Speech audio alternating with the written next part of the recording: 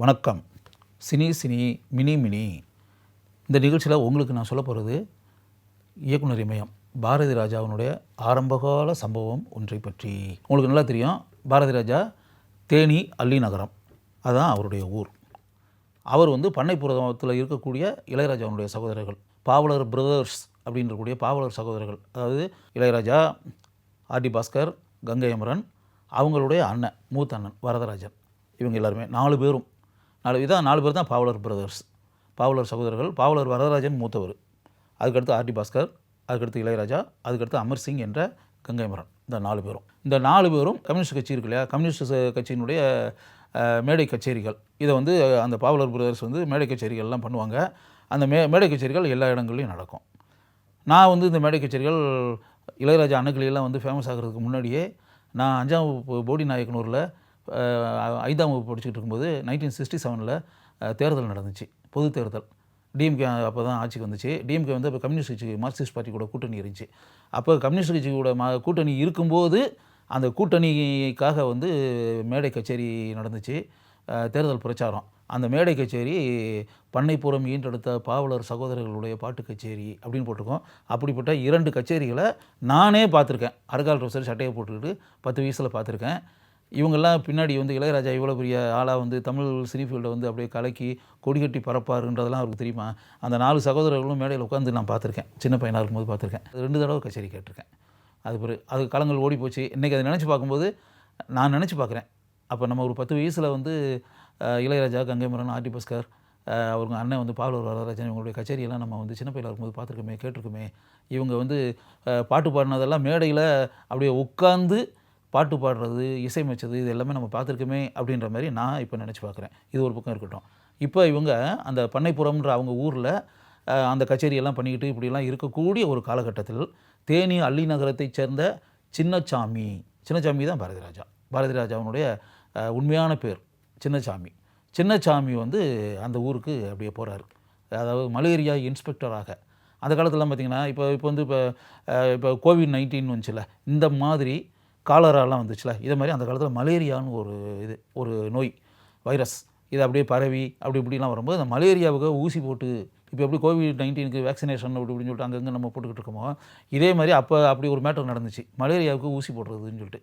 அப்படி மலேரியா ஊசி போடுறதுக்காக இப்போ நம்ம ஊசி போடுறதுக்காக நம்ம பஸ் ஸ்டாப்புகள்லையும், பேருந்து நிறுத்தத்துலையும், பேருந்து ஸ்டாண்ட்லேயும், எல்லா இடத்துலையும் நின்றுக்கிட்டு அப்படியே பொதுவான ஒரு இடங்கள்லாம் நின்றுக்கிட்டு நீங்கள் வேக்சின் போட்டிங்களான்னு கேட்டுட்ருக்காங்கல்ல, அதை மாதிரி அப்போ ஒவ்வொரு இடங்களுக்கு போய், ஒவ்வொரு ஊருக்கு போய், ஒவ்வொரு வீட்டுக்கும் போய் மலேரியா ஊசி போட்டாச்சா, ஏன் என்ன போடாமல் இருக்க, போடணும்ல, போடியா அப்படின்னு சொல்லி கம்பல் பண்ணி ஊசி போடணும். அந்த ஊசி போட போனவர் தான் சின்னசாமி என்ற பாரதி ராஜா. அவர் தேனி அல்லி நகரத்துலேருந்து அந்த ஊருக்கு அவர் பண்ணைப்புறத்துக்கு அவருக்கு அப்பாயின்மெண்ட் கொடுத்துருக்காங்க. பண்ணைப்புறத்தில் இனிமேல் மலேரியா இன்ஸ்பெக்டர் பாரதி ராஜா தான் அப்படின்னு சொல்லிட்டு இவருக்கு சொல்லிட்டாங்க. இவர் அந்த ஊருக்கு போகிறாருன்னா, இப்போ படங்களில் அப்படியே பாரதி ராஜா படங்கள் எல்லாம் அப்படியே ஸ்கூல் வாத்தியார் வெளியூர்லேருந்து அப்படியே பஸ்ஸை விட்டு இறங்கி வருவார்ல, அப்படியே ஒரு பேக் ஒன்று தொங்க போட்டுக்கிட்டு அப்படியே ஒரு பேண்ட் சட்டையோடு அப்படியே கம்பீரமாக நடந்துன்றது, அந்த பேட்டர்னில் பாரதி ராஜா நியூ என்ட்ரி. அவர் படங்களில் வரக்கூடிய வெளியூர்லேருந்து வரக்கூடிய வாத்தியார் மாதிரி தான் பாரதி ராஜா தேனி அல்லி நகரத்துலேருந்து அப்படியே இந்த ஊருக்கு வர்றாரு, பண்ணைப்புறத்துக்கு அப்படியே பஸ்ஸில் வருவார். இங்கே பகல் ஃபுல்லாக இந்த ஊசி போடுறது, இந்த வேலைகள் இதெல்லாம் கவனிச்சுட்டு மறுபடியும் வீட்டுக்கு போயிடுவார். வீட்டுக்கு போயிட்டு ஒரு மறுநாள் இங்கே காலையில் வருவார். அதாவது டெய்லி பஸ்ஸில் வர்றது, வேலைகளை பார்க்குறது, வேலை முடிஞ்சோன்னே வீட்டுக்கு போயிடுறது, நைட் படுக்கிறதுக்கு, மறுநாள் காலையில் இதே மாதிரி வர்றது. இப்படி இருந்துக்கிட்டு இருக்கக்கூடிய ஒரு சூழலில் இவருக்கு அப்படியே இவங்க வாசலில் வீட்டுக்குள்ளே உட்காந்து இவங்களுடைய ஹார்மோனியம், தபலா, இந்த விஷயங்கள் எல்லாத்தையும் வச்சுட்டு மெட்டு போடுறதும், பாட்டு பாடுறதும், இந்த சவுண்டு, இதை கேட்கும்போது வேக்சினேஷன் இன்ஸ்பெக்டர் பாரதி ராஜா ஊசி போடுறதுக்காக மலேரியா ஊசி போடுறதுக்காக பாரதி ராஜா அப்படியே இந்த பாட்டு இதெல்லாம் கேட்குறாரு. என்ன அது, அல்லி நகரத்துலேருந்து நம்ம இங்கே வந்திருக்கிறோம், இங்கே பண்ணைப்புறத்தில் ஒரு கிராமத்துக்குள்ளே இதில் கிட்டத்தட்ட பாட்டு பாடிக்கிட்டு ஒரு வீட்டில் பாட்டு, மியூசிக்கு, தபலா, ஹார்மோனியம், கிட்டாரு, இந்த சவுண்டுகள், யார் இது, முழுக்க இசைமயமாக ஒரு வீடா, என்ன வீடு இது, யார் வீடு அப்படின்னு சொல்லிட்டு பாரதி ராஜாவே ஸ்ட்ரைட்டாக நேரடியாக போய் அந்த வீட்டுக்குள்ளே போக ஆரம்பிச்சிடுறாரு. போய் இது என்னது, கிட்டத்தட்ட அதாவது யோசிச்சு பாருங்கள், லைஃப்பில் எப்படி மனிதர்கள் ஜாயின் ஆகிறாங்க பாருங்கள். இவர் வேறு ஊர், அவங்க இந்த ஊர், ஒரு இசை பாரதி ராஜாவை ஈர்த்து வீட்டுக்கு வர வைக்கிது பாருங்கள், சும்மா சாதாரண மேட்டரா இது. அப்போ பாரதி ராஜா இந்த மியூசிக் சவுண்டு கேட்டேன், தபலா சவுண்டு கேட்டேன், ஹார்மோனியம் சவுண்டு கேட்டேன், கிட்டார் சவுண்டு கேட்டேன், பாட்டு சவுண்டு கேட்டேன், அதான் வந்தேன். நீங்களாம் யாருன்னு. நாங்கள் வந்து இதை மாதிரி பாவலர் பிரதர்ஸ், எங்கள் அண்ணன் வந்து பாவலர் வரதராஜன் சொல்லிட்டு அவர் வந்து எங்கள் மூத்தவர், அவர் தலைமையில் நாங்கள் இது வச்சுருக்கோம், இசைக்குழு. நாங்கள் வந்து அவருடைய தம்பிகள், நாங்கள் 3 பேரும், அவரை சேர்த்து 4 பேர்.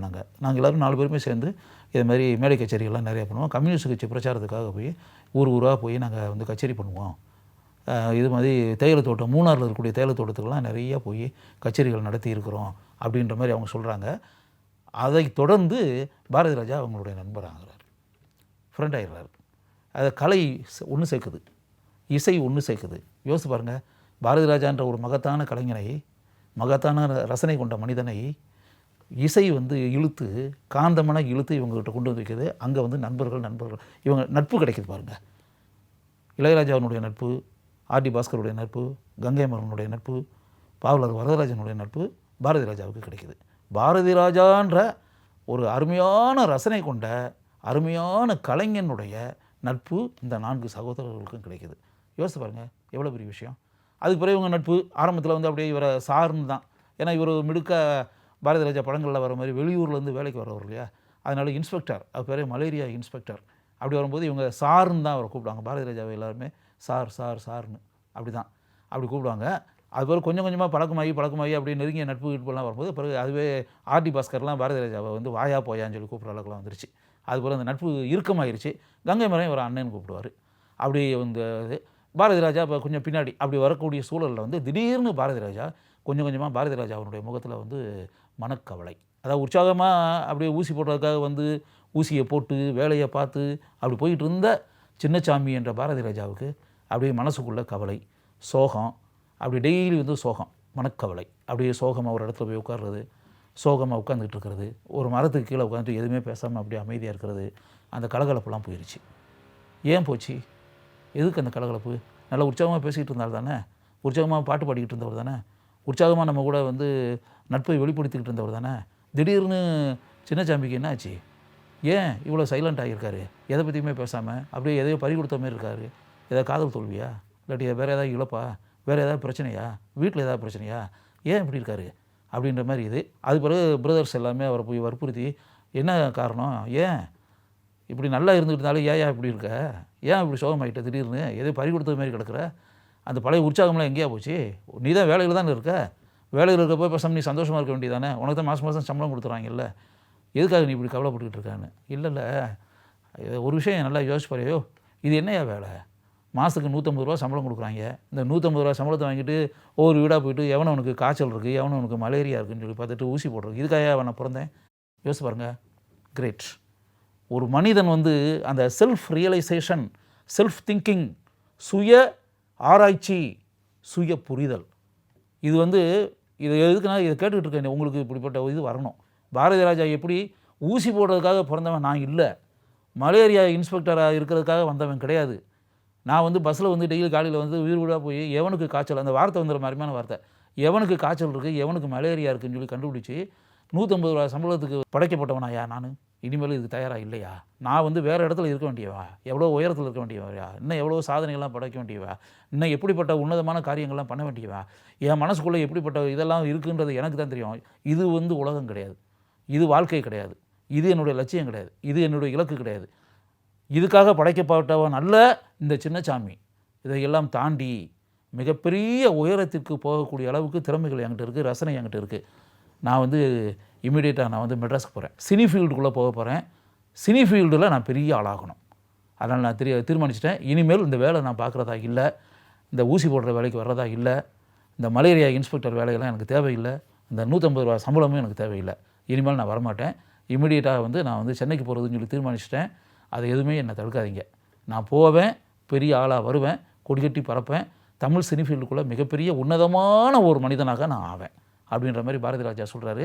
அவரை வந்து அவருடைய தீர்மானம் அப்படின்னு வரும்போது அது வந்து ஒரு பெரிய ஆளாகணும் அப்படி இப்படின்ற மாதிரி மனசுக்குள்ள நினச்சி அப்படின்னு வரும்போது அதை போய் யாராவது தடுக்க முடியுமா? இல்லை அதெல்லாம் வேண்டாம், நீங்கள் மலேரியாவுக்கு இதுமாரி ஊசி போட்டுக்கிட்டே இருங்க அப்படின்னு சொல்லி அப்படி சொல்ல முடியுமா? அதனால் பிரதர்ஸ் 4 பிரதர்ஸுமே அதெல்லாம் வந்து இவங்களும் ஒன்றுமே சொல்லலை. ஒரு குறிப்பிட்ட நாள் அன்றைக்கி பாரதி ராஜா வந்து அப்படியே பஸ்ஸில் வழக்கமாக அவருடைய படங்களில் வர மாதிரி தான் பஸ்ஸில் வந்து அப்படியே ஏறி அங்கேருந்து கிளம்புனார். கிளம்பி சகோதரர்கள் வந்து அப்படியே பிரியா விடை கொடுத்து பிரதர்ஸ் வந்து பாவலர் சகோதரர்கள் அனுப்பிவிட்டாங்க சின்னசாமி என்ற பாரதி ராஜாவை. அப்படியே பாரதி ராஜா அதில் வந்து அப்படியே இதயம் போகுதே இதயம் போகுதே அப்படின்னு பின்னாடி புதிய வார்ப்புள்ள படத்தில் பாரதி ராஜா பாட்டு வச்சுருப்பார். கிட்டத்தட்ட அந்த நிலை தான். இதயமே போகிறது மாதிரி பாரதி ராஜா பஸ்ஸில் வந்து அப்படியே பயணம் செஞ்சு போகிறத அந்த அன்பு சகோதரர்கள் எல்லாரும் நின்று பார்த்துக்கிட்டே இருந்தாங்க. பாரதி ராஜா பயணம் செஞ்சு அந்த கிராமத்தில் புழுதி பிடிந்த மண்ணை பரப்பியவாறு பஸ்ஸு பேருந்து அந்த இடத்த விட்டு கிளம்பி அப்படியே வந்துச்சு. பாரதி ராஜா அதில் பயணம் செஞ்சு சென்னைக்கு பயணமாக்கி வந்தார். அதுக்கப்புறம் பாரதி ராஜா எவ்வளோ பெரிய ஆளானார், எப்படிப்பட்ட உயர்ந்த இடத்துக்கு போனார், கொடி கட்டி பிறந்தார். அதுக்கப்புறம் பாவலர் சகோதரர்கள் இங்கே வந்து சென்னைக்கு வந்து அவங்க பட உலகில் எப்படிப்பட்ட ஆட்சி செய்து எப்படிப்பட்ட முத்திரைகளை பதித்து பாரதி ராஜா எப்படிப்பட்ட உயரத்திற்கு சென்றார், இளையராஜா எப்படிப்பட்ட உயரத்தில் சென்று இப்போவும் பாரதி ராஜா இளையராஜா எப்படிப்பட்ட உயரத்தில் இருக்கிறார்கள் அப்படின்றதெல்லாம் நம்ம பார்த்துக்கிட்டே இருக்கோம்ல. அப்போ இந்த உயரமாக இருக்கக்கூடிய உயரமான நிலையில் இருக்கக்கூடிய இளையராஜாவையும் பாரதி ராஜாவையும் பார்த்துக்கிட்டு இருக்கக்கூடிய நீங்கள் இதுக்கு பின்னாடி இருக்கக்கூடிய இந்த சம்பவம் இருக்குல்ல, இந்த திருப்பு முனையாக இருந்த பாரதி ராஜாவுடைய வாழ்க்கையில் டேர்னிங் பாயிண்ட் அப்படின்றோம்ல, அந்த திருப்பு முனையாக இருந்த அந்த சம்பவம் இருக்குல்ல, செல்ஃப் ரியலைசேஷன். அப்படியா பாரதி ராஜா நினச்சார்ல ஒரு நாள் நம்ம படைக்கப்பட்டது இதுக்காக கிடையாது, மலேரியாவுக்கு ஊசி போடுறதுக்காக கிடையாது, இன்னும் 150 ரூபா சம்பளம் வாங்குறதுக்காக கிடையாது. நம்ம படைக்கப்பட்டதுக்கு வேறு காரணம்.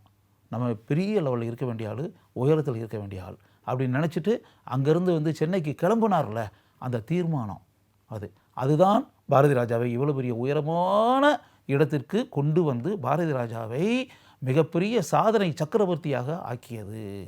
இந்த விஷயத்தை நான் எதுக்காக சொல்கிறேன்னா, இந்த நிகழ்ச்சியை கேள்விப்பட்டிருக்கக்கூடிய நீங்களும் அதே மாதிரி தான். நீங்களும் வந்து குண்டு சட்டிகளை குதிரை ஓட்டிக்கிட்டு ஒரு செக்கு மாடு மாதிரி சுற்றிக்கிட்டு இருக்கலாம். இனிமேல் அப்படி இருக்காதீங்க.